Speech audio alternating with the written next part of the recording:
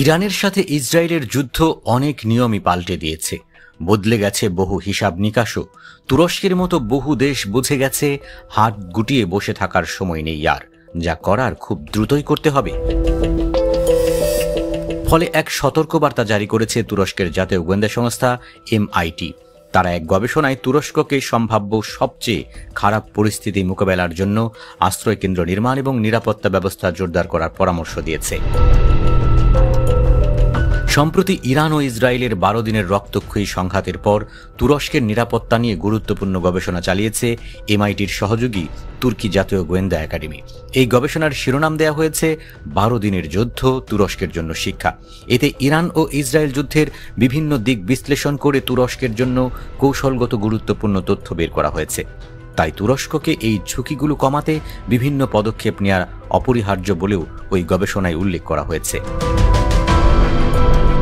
Iran ও ইসরায়েলের যুদ্ধ থেকে তুরস্কের শিক্ষা নেওয়া উচিত বলেও ওই গবেষণায় সতর্ক করা হয়েছে, কারণ যে কোনো যুদ্ধে শক্তিশালী সামরিক জোটের গুরুত্ব অনেক।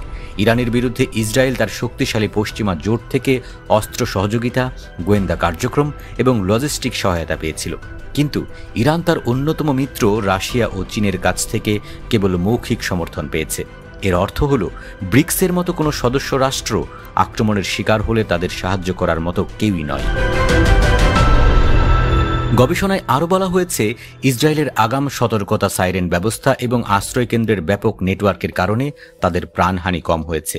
তাই কখনো যুদ্ধ শুরু হলে তুরস্কেরও একইভাবে আগাম সতর্কবার্তা ব্যবস্থা সম্প্রসারিত করা এবং বিশেষ করে বড় শহরগুলোতে সহজেই প্রবেশযোগ্য আশ্রয়কেন্দ্র তৈরি করা উচিত। এছাড়া গবেষণায় তুরস্ককে যে কোনো সম্ভাব্য বিদেশি সংঘাত মোকাবেলায় সক্ষম সামরিক শক্তি গড়ে তুলতে এবং প্রযুক্তিগত অবকাঠামো ও কৌশলগত পরিকল্পনা পুনরায় মূল্যায়নের উপর জোর দেওয়ার তাগিদ দেওয়া হয়েছে। এছাড়া তুরস্ককে আরও কিছু সম্ভাব্য পরিস্থিতির জন্য প্রস্তুত থাকতে বলা হয়েছে। এর মধ্যে অন্যতম হল ইরান ও ইসরায়েলের আবারও যুদ্ধ শুরু হলে তেহরানের সঙ্গে তাদের বাণিজ্য কমে যাবে। এছাড়া ইরান থেকে লাখ লাখ শরণার্থী তুরস্কে প্রবেশ করতে পারে। এক্ষেত্রে তুরস্ককে সীমান্তে কঠোর নিরাপত্তা ব্যবস্থা গড়ে তোলার পরামর্শ দেওয়া হয়েছে। এছাড়া আবারও যুদ্ধ হলে তুরস্কের আশেপাশের অঞ্চল আবারও অস্থিতিশীল হয়ে উঠবে। এমনকি রাশিয়া চীন যদি সংঘাতে জড়িয়ে পড়ে তাহলে পরিস্থিতি আরও ভয়াবহ হবে। গবেষণা অনুযায়ী এমনটি হলে তুরস্কের জন্য সবচেয়ে খারাপ পরিস্থিতি হবে, কারণ তুরস্কের সীমান্ত বরাবর একটি নিরাপত্তা শূন্যতা তৈরি করে। তাই এটি দ্রুত পূরণ করা প্রয়োজন বলে জানিয়েছে তুরস্কের গোয়েন্দা সংস্থা MIT।